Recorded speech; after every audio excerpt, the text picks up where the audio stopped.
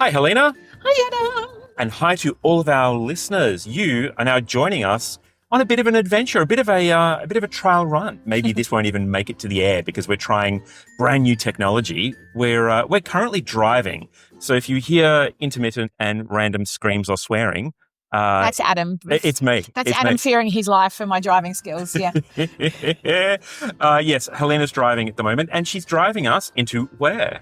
We are going into the Melbourne Recital Centre where we're watching the finals of the Herald Sun Aria 2025. And it's going to be really exciting. So we thought we might record a little episode about that, about the final itself and our thoughts coming out of it. And I thought, well, maybe we'd record a little bit on the way in, just to give a bit of an indication on what we'd be looking for and what we'd love to see from these fabulous young artists. Shall we kick off with a little introduction of ourselves, as we are wont to do? Absolutely. My name is Helena Dix. I'm an Australian opera singer camping out on stages all around the globe, having recently returned to Melbourne to torment the locals with my high notes and my humour.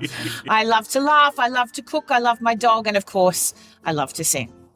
And my name is Adam Miller. I'm a former opera singer turned producer, writer and director. And now I'm having a ball doing podcasts with you, Helena. This is so much fun. And yeah, now it's podcasts on the road. That's how we roll. Literally. Yeah, so we're driving into the Melbourne Recital Centre, and who are our artists that we're going to be watching today? Because I know the standard is fabulous, so I'm quite excited to see them. Who have we got? We have Jake Bigwood, Bailey Montgomery, James Young, Molly Ryan, Brianna Stewart, and Livia Brash. Yeah, that is a heck of a good lineup. I'm not sure what repertoire they're singing today. Normally, I host the semi-finals, but I didn't have a chance this year because my own daughter was actually performing somewhere. So I preferenced her. I decided that I would go and actually see my daughter sing rather than host the semi-finals. But I'm quite excited to see what they're doing today. And of course, it's being adjudicated by a good friend of ours, Simon Meadows. Yes, indeed. So I'll definitely be interested to hear what he has to say about these wonderful artists as well. Hey, I'm going to say it's raining as we drive. So if you hear some really random... It wasn't me. Yeah. It's definitely the windscreen wipers and not any other noises that may be happening in the car.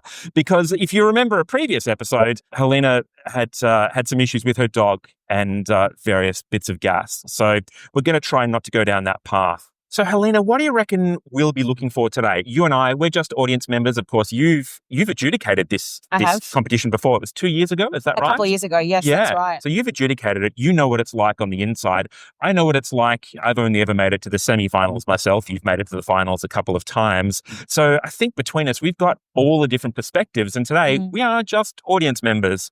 But what will you be looking for today? But we will be opinionated audience members. Oh my God! But everyone is, right? Everyone's opinionated. This is it. Everyone, especially at interval, you find everyone at interval just breaking out, going, "What do you think about this? Oh, I like that. Oh, that was interesting. Absolutely. Oh, that was a good choice." All that kind of stuff. But I think that's the art of, that is the art of opera and art itself, isn't it? To have a variable opinion, and everyone's got different tastes and opinions on what they like. And I think that's great. I mean, that's what gets people to see shows in the first place, the fact that they like different singers.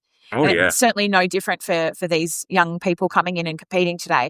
I think it's really, I really do think the hardest thing about a competition like this is the variable levels of experience that the singers have had in the lead up to it. And now I don't know what the exact rules are these days, but I know, say in our day, if there was an age limit and you couldn't be making a living from it permanently. And I think that was it. And I don't know what the rules are now. And I know I caused a little bit of controversy in the year that I was judging. Controversy? I know. You? I know. I'm such a wallflower. But I did because once we'd picked our finalists, I actually interviewed each of them and asked them what their plans were for the next couple of years. All right. Because I was super curious about, their plans moving forward and how they wanted to use scholarship money and all that kind of thing. Now, some people would say, well, that shouldn't matter at all. right?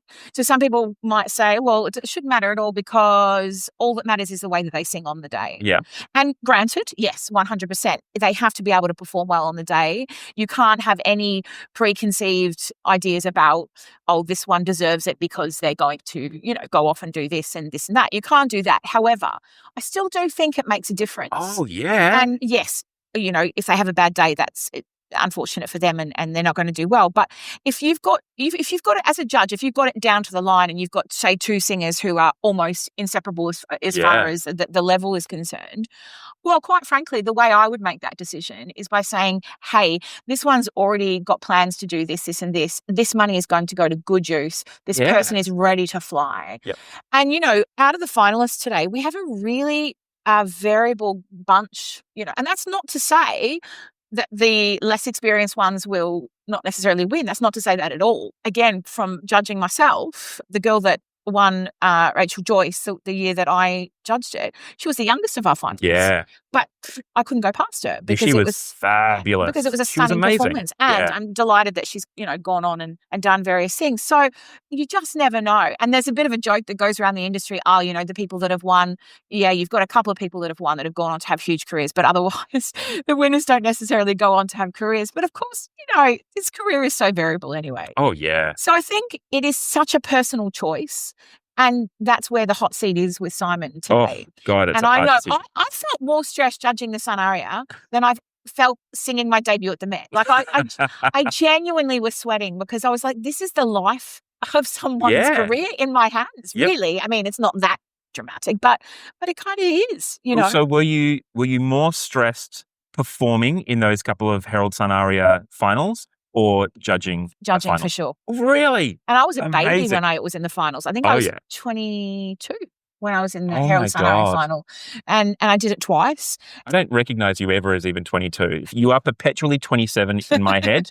If anyone asked me your age forever, you will always be 27. I was once grown up, quite mature for my age. When I met you, you were clearly 27. Yeah, when we were both in high school. Exactly. Yeah. Exactly. Yeah, you're 27 in high school. So, I think it's tough because, you've got someone like James Young, for instance, who's just won the Bel Canto Award.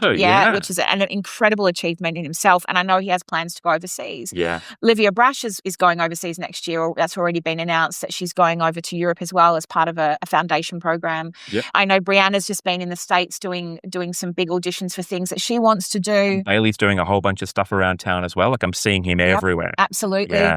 Molly Ryan, I'm not as familiar with because I think she's a Sydney sider.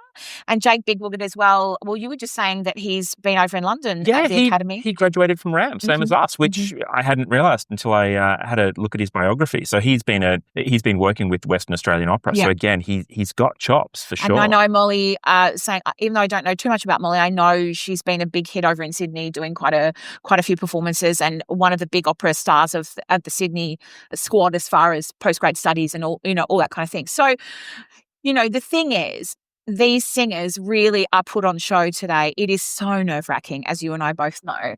I just think that they're going to show their chops, and they're going to show it for themselves as well. They're going to find in themselves what they're capable of as far as, all of that is concerned. Yeah. And God, working with orchestras as well, it's such a different thing to do. And you don't often get a chance to work with orchestras. So these performers who have a little bit of experience already are going to have an advantage. Yes. Because there's nothing quite like having to work with an orchestra to pull that off. So that really is going to be a huge advantage for these more experienced performers. I think so, yeah. And the stress of it all too. Sometimes a lot of these experienced performers are already going to know how they perform under those pressures. Yes. The younger ones won't. And, but it still could go either way. That's the exciting part of it. But it's about dealing with the push or the lack of push and pull with an orchestra. Because when you work with an accompanist, you know that you can push and move them around a lot more easily than with an orchestra. But of course, they've got the fabulous Raymond Lawrence, so who you've worked with a lot. Yes. Tell us what they're likely to be experiencing with someone like him. I think the wonderful thing about Raymond is he's a singer's conductor. Oh, yeah. And whilst he has very solid opinions about what should be done, he's also very forgiving in the space and in the moment, and he listens well, and which is what you really need in a conductor. Especially, you need someone slightly forgiving, I think, in this kind of circumstance, that if they do take breaths in places or they get nervous, that he will help them and follow them rather than hinder them. You know, some conductors that you get who are not so singer friendly, will just go on their way, and that there's nothing worse in a competition. Also, though, you need someone experienced enough to know that if you're doing something that's not so helpful to you, he might press things on in order to help what the singer needs. And I think, just having such a singer-friendly conductor is a really big deal. But also understanding that relationship with a conductor, and the fact that, you can advocate for yourself. When you're inexperienced, you don't always realize that. You don't always realize that you can say, actually, just recently I was performing with an orchestra, and I remember saying to the conductor, oh, hey, can we move this on a little bit? And he was like, oh, okay. And we had a good chat about what those tempi would be. And he nailed it in the performance. Those things of, if you know that you can advocate for yourself and you can have those conversations about tempi, it makes such a difference. But I didn't know that when I was young. I was always eager to please. Yes, of course. Especially in a competition where the conductor will still have a say in who's winning. You want to be as compliant and as agreeable as possible. Although, in retrospect, that's probably the worst thing you could be. Oh, yeah. But there's a way to do it, isn't there? And then that's the whole point of the career. There's a way to speak to people. There's a way to ask that of somebody without sounding like a knob, basically. Yes. And I know in the past, and I know from Raymond, and I know in the past that some young singers have come in who've just been really quite aggressively rude about certain things. And that is not the way to go about things when you're wanting to do well in a competition. Yeah, egos writing checks that their talent can't cash sometimes. I love it. Yeah, indeed. So when you were adjudicating, who was conducting the orchestra then? Was it Raymond again? It was Raymond. Okay, right. But you were paired with Greg Hocking, right? That's correct. Yeah, that's right. So Greg's been instrumental in so much of this. Of course, we know that it's Royal South Street that started the competition and has kind of auspiced it along the way. But Melbourne Opera's really picked up the mantle and is running with it, and has done so much incredible work. And we know that Robbie behind the scenes has been doing such great things. And we've got Caroline on the Royal South Street side who's been doing fabulous work as well, and Jason Wasley, of course, as well. So there's a real team that brings this all together. But what's it like adjudicating with Greg? Because I'm always fascinated, because Greg, similar to me as a producer, will have very different opinions about what he wants from a winner in these competitions. Yeah. And I'm fascinated by that, because I know you and I have disagreed on competitions in the past. And I'd be really interested to know, behind the scenes, behind closed doors, what those conversations are like with Greg. If I'm honest... Here we go. No. Are we going to have to cut or beat this? No, you might be surprised. If I'm honest, Greg and I predominantly have agreed on nearly everything. Oh, fantastic. When I was adjudicating. I remember when we were named the finalists, we disagreed on the sixth one. Okay. But apart from that, we had the same opinion. Okay. Having said that, in the arc of it all, as a judge, you have quite a strong sensation of who you think is going to take it out. Even if it's just two or three people, you say, okay, those two or three really do stand out. Oh, they put it beyond doubt, and you can see it. Yeah, I remember again having sat through the heats and semi-finals, watching them going, oh, there's no question. I always had my really clear. And I was hoping Greg would actually disagree. I was hoping for fisticuffs, I'm not going to lie. But it was funny, actually, because, by the time we got to the finals, we had already been on that journey of the heats, the semis. We'd seen the singers sing quite a few times. And so we'd already had big discussions about each of the singers. Yeah. So what actually surprised me at the finals was coming off after each half and going, well, that was sensational, blah, blah, blah. And Greg just going, yeah, well, yeah, a standout performance by such and such. And then sometimes, slightly surprising by this person. Gosh, that's such a shame. Oh. And I feel for those people too, the people that you invest in throughout the journey of being an adjudicator, and then at the final they just don't quite come up. And that's okay. That's part of the learning curve of being a singer, is under the incredible amount of stress that you're under. And competitions are incredible amounts of stress, even more so than an audition. But we spend our whole lives singing for people, and some of it matters a great deal and some of it doesn't matter a lot. But, no matter what, you have to be able to get up and do that under every circumstance possible. I know, for instance, Bailey Montgomery, who's one of the finalists this year, I know he was incredibly sick last year in the finals.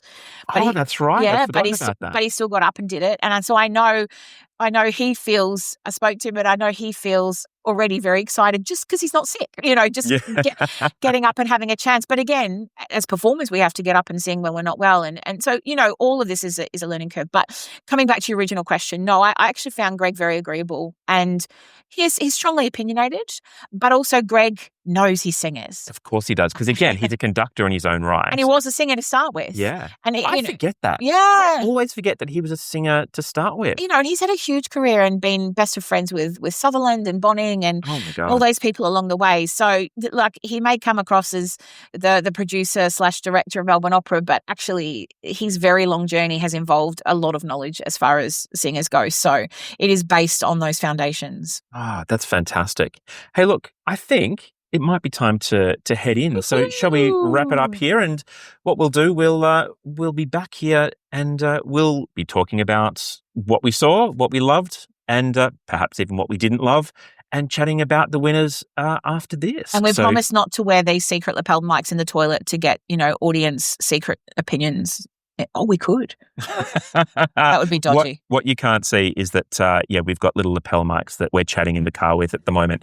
But we'll see everybody shortly. Bye.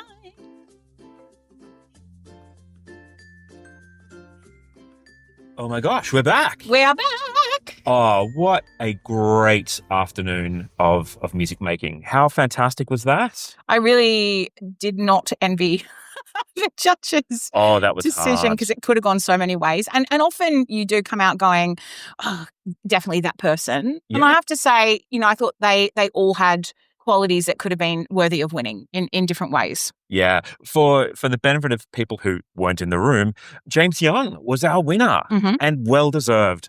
Gosh, he was absolutely brilliant. I really loved especially his second number.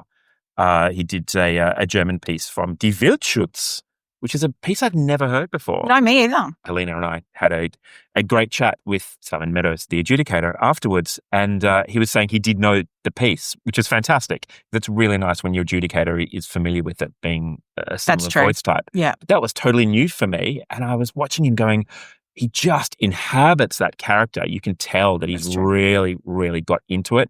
His play with text was gorgeous, absolutely fantastic. I cannot pronounce the actual name of the aria. It's best you don't, yeah. I'm going to give it a go. Oh, God. It's 5,000 Taler. I could do it with the Arnold Schwarzenegger accent. 5,000 Taler. Ja, das ist ein 5,000 Taler. I am your father. Who is your daddy and what does he do? Oh my God. But yeah, so he was our winner and really so well deserved. And second, we had Livia Brash, who again, oh wow, she was so, so good. And third, am I right? Brianna Stewart. That's right. Brianna Stewart. Yeah, so, so interesting. Let's go from the top and I'm going to chat about each of these fabulous young performers. Let's do it. So, we started with the show actually opened with Livia Brash, and she did the Sola Perduta Abbandonata from Manon Lescaut.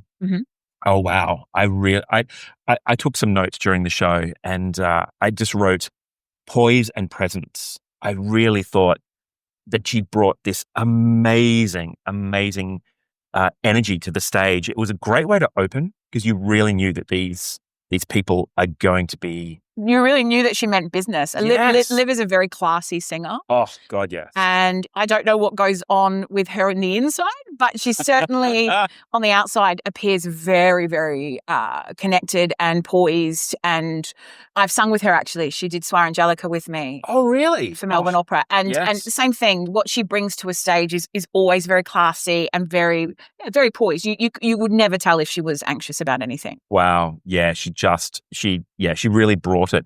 What I loved in the second half, when she came back for her second aria, which was Vieni Taffretta, Macbeth, from the good old Scottish can't say the Scottish play. Oh, It's got sorry. a Scottish opera. We're not in the theatre. I don't think it's bad luck to I've say been it. in it too many times. Yeah, I Sorry. never risk it. That's my thing. I just don't want to risk it.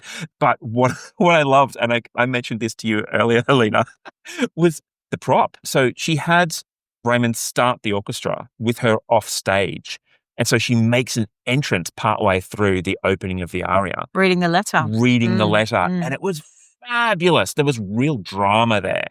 I loved it. I really, for me, Well, it's better than holding your hand up and pretending you've got a piece of paper. If you are reading, everyone would be very confused. But here's and again, I mentioned this earlier, the controversial thing, are we doing scenes? Do we have props? What do we think? Because a few people had props in this show. And I really enjoyed it, but it did raise it for me going, is it fair? Is it fair? There are some areas that you just couldn't have props. But then I want to say there was one year where somebody sat on the edge of the stage. So they kind of moved out of the performance space. Mm-hmm. So I know that, you can kind of push it. And that's what it is to be a unique performer. And I guess at the end of the day, Herald Sun Aria is about finding these unique performers. Finding you. Yeah. No, it was great. But I loved the Viennita Fretta. That was great. I actually wrote, here's the note that I wrote, which I'm going to have to quack out, which is, yes. I literally wrote, I loved it. She really did embody Lady Macbeth. Yeah. I had to laugh when Murray Nicholson said that it's really the Lady Macbeth show because, of course, Simon and I did Macbeth together. Did you? Yes. And I was Lady Macbeth to his Macbeth. And Simon was sitting in the row ahead, obviously doing his adjudication. And when she said it's really about Lady Macbeth, he turned to me and he went, rolled his eyes. And I was like, yeah. I just realized, was that one that was live streamed? Yes. I feel like I was texting you during that show, giving my in the moments reviews and comments. Yes. No, I do remember we do that have now. that thing now. That was fantastic. And up next, we had James Young, our winner for the day, who again just did such a good job. And I'm mortified that it's going to be French that I have to say, which I'm going to say with my best French accent. His first aria was Quand la flamme de l'amour. Oh, babe, you nailed it. From La Jolie Filet de Perth by Bizet. Oh, come on, you can say that one. You can say Quand la flamme de l'amour. Quand la flamme de l'amour. Yeah, I was close. I was even close the first time. You sounded like it was a dessert, but it's fun. I loved what he brought to it. Again, the note that I'd written down during the show was beautiful emotions and classy.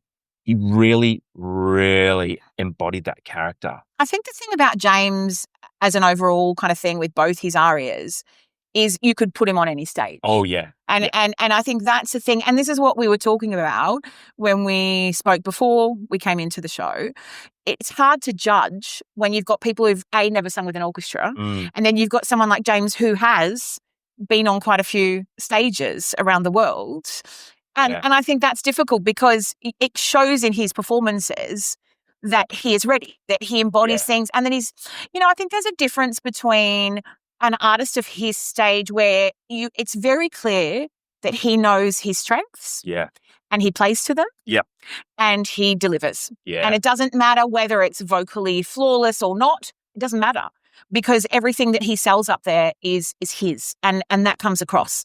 And you could literally drop him into a performance tomorrow for me, and it would be worth it. Oh, yeah, I'd cast him. Yeah, I'd cast exactly. him in and very castable. Yeah. Yeah, and just so watchable. Yes. So charming and engaging. It really worked for me, and especially authentic with the audience. Like you feel that, right? Oh, yeah. And you could tell he was having fun. Yes. There's something, especially in the Wildschutz. Yeah, well, because it could. Yeah. He could just really lean into it. And he engaged with the text. Yes. So we were having that conversation earlier. We had the fabulous John Bolton Wood came and we were having a chat to him earlier. And he was talking about the difference between people who will just make a beautiful sound and the people who will engage with text. And he was so right. And James really did that. He engaged with that text and he told a story. I cared about that. And it's made me now want to go and find this opera because I'd never heard of this opera. Neither had I. And actually, that's one of the things that I really enjoyed about today was there was quite a few arias and operas that I was not familiar with. Yes. And that was really nice because often you get opera's greatest hits. Yes. At competitions. Top of the pops. Yeah. And then next up we had Brianna Stewart, who I, again, came third, Mhm. and I really, really enjoyed her performances.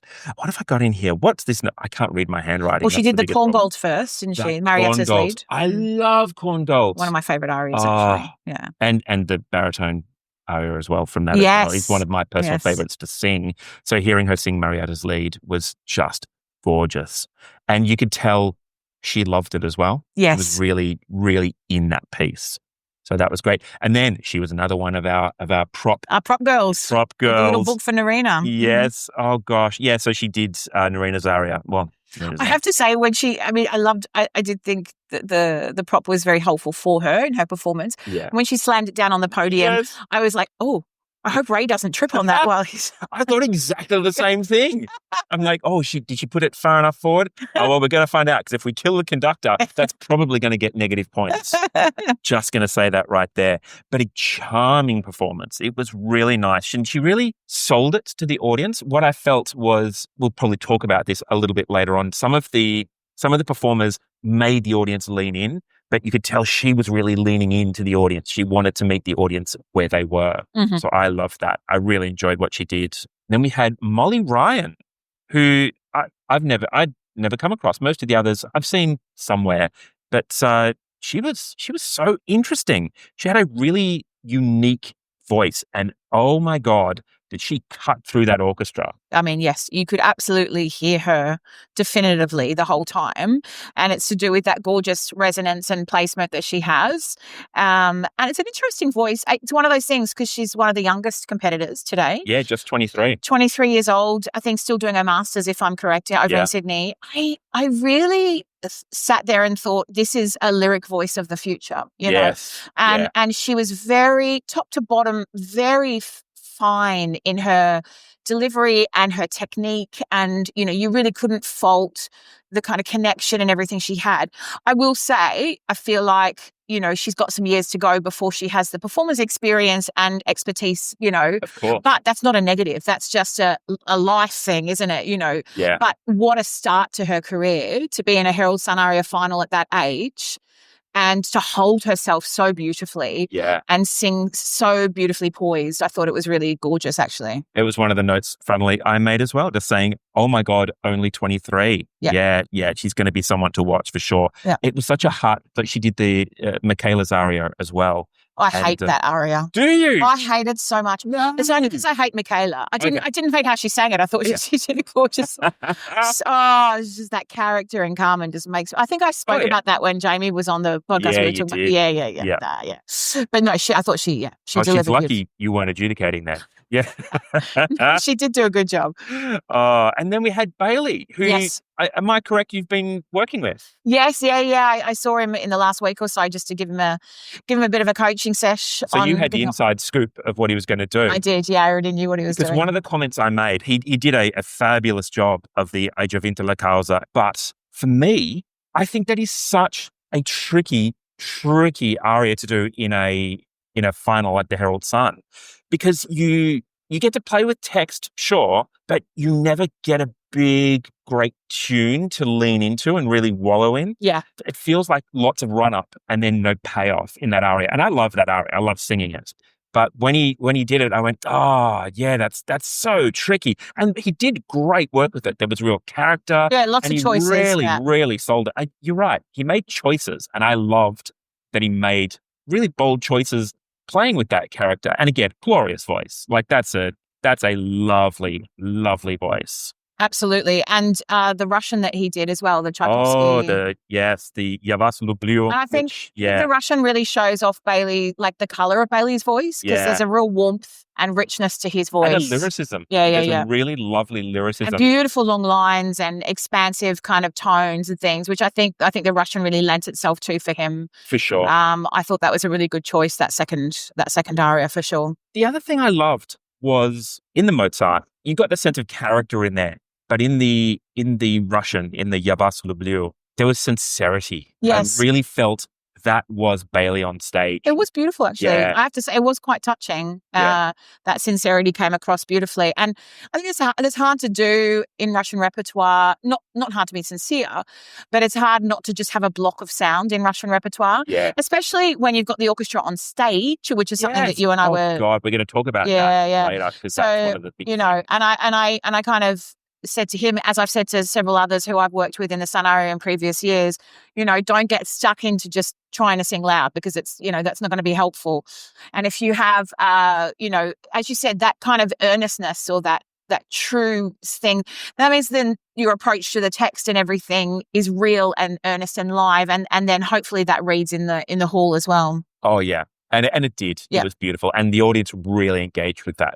So you got some great cheers out of that. Absolutely. And then we finish out the Big Six with Jake Bigwood. Yes, and I'd never heard Jake before. Yeah, he was a revelation. I think that is a voice to watch for the future. I think he chose repertoire that was, tricky, right? Oh, yeah. So he did Aleko's Cavatina. So he did some Rachmaninoff, which, wow.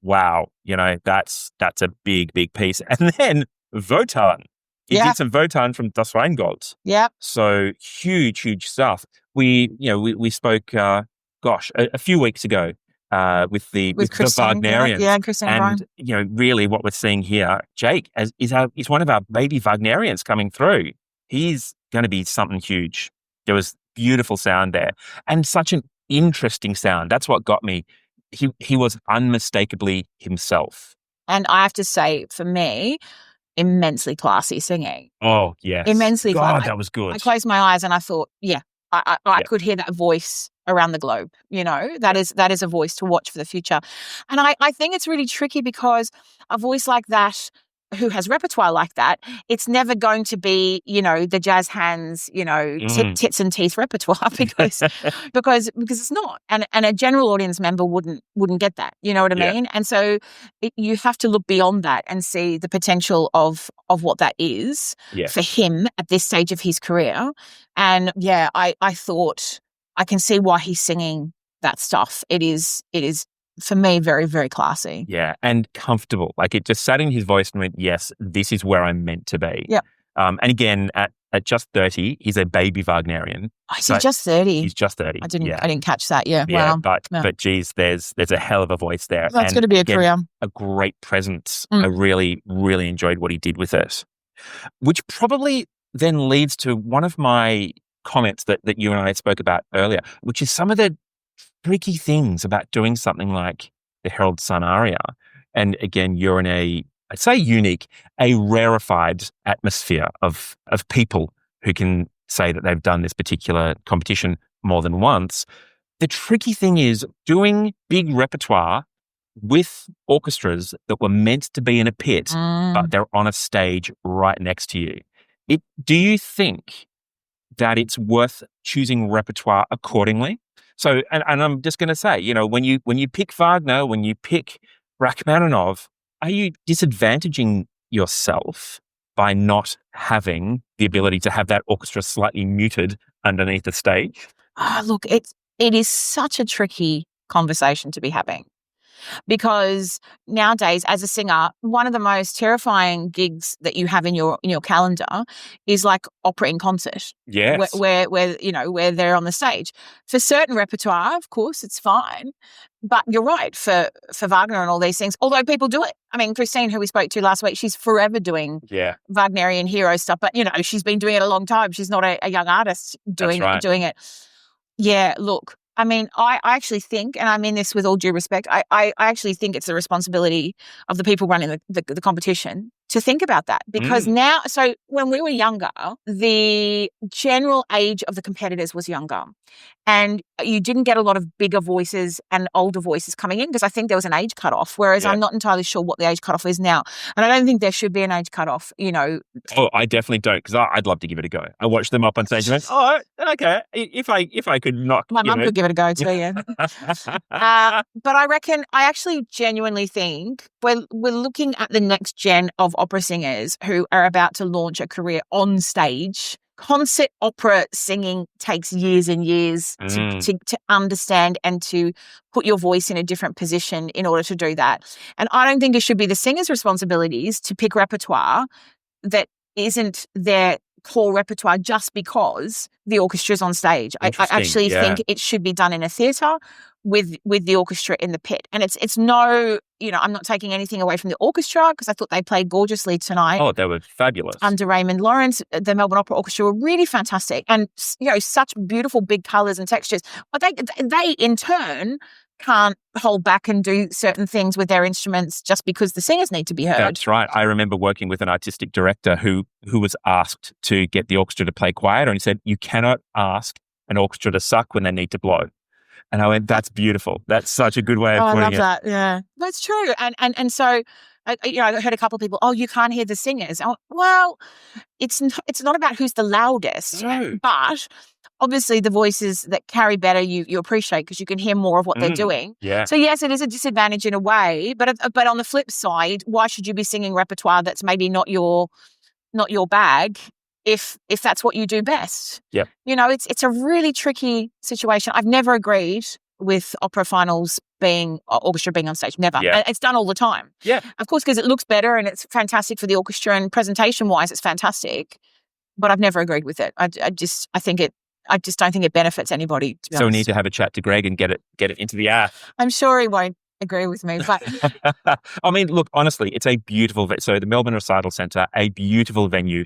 It's lovely to sit there. It's lovely to enjoy. But yeah, give that to me in the afternoon theatre any day. Yeah, agreed. Yep, I'd take that for sure. What was your highlight? What's your takeaway that you're going to remember from that? And I'm not talking about all the gossip that we heard, and that's because again, when you get to the end of the aria, everyone stands around in the foyer and has a good chat, and then it turns into a good old gossip session. There was a lot of gossip. There was such good gossip. So yeah, gossip aside, what was your highlight of the afternoon?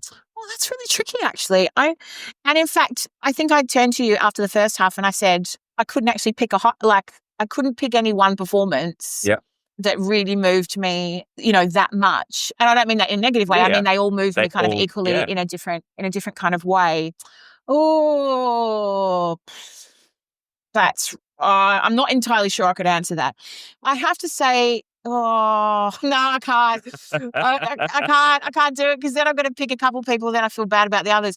You know what? I thought this year's finalists as a whole brought more character than I've seen before. Yes. There was some more, and maybe it's because in general they were slightly older as a general and a bit more experienced. But what I felt was that there was better choices made about owning their own performance of it. And you don't always see that. Sometimes you get a bit like rabbit in headlights for these things, understandably, because it's nerve-wracking. But yeah, I feel like as a general, the highlight for me was the fact that there was so much character and people owning their performances. And I was really proud of that for all of them. I thought I was really proud of all of them for that. Sorry, I should say. I love that. Yeah. No, I totally agree. Totally agree. If I was going to pick a moment for me, it has to be the Viennita Fretta. I found that stunning. Absolutely stunning. But I'm going to say as well, guest artists, again, were a bit of a highlight for me. I loved the Victorian College of the Arts Secondary School. Their senior chamber music program put together a gorgeous performance while the adjudication was happening backstage. And oh my God, I loved it. And I'm still humming a couple of the songs from that. So that might be my... Yes, that might be my highlight. Right. Well, we're nearly back home. So what I'm going to say is I think it's time to wrap it up. Oh. But this was so much fun. Hey, we should do more on the road. more of these interviews on the road, more of these chats on the road. I love it. Okay. Well, we'll see everybody next week. Well, we won't see them. They won't see us, but they'll hear us. A huge congratulations to all the finalists from today. Really, thank you so much for an enjoyable afternoon and for keeping opera alive. Oh, yeah. And a big congratulations to our adjudicators as well. Yeah. Simon Meadows. Actually, Maggie Haggett was adjudicating as well, which we didn't realise, along with Greg Hocking. So they did a fabulous job. Hooray for everyone. Great stuff. Okay, we'll see you next week. Bye. Bye.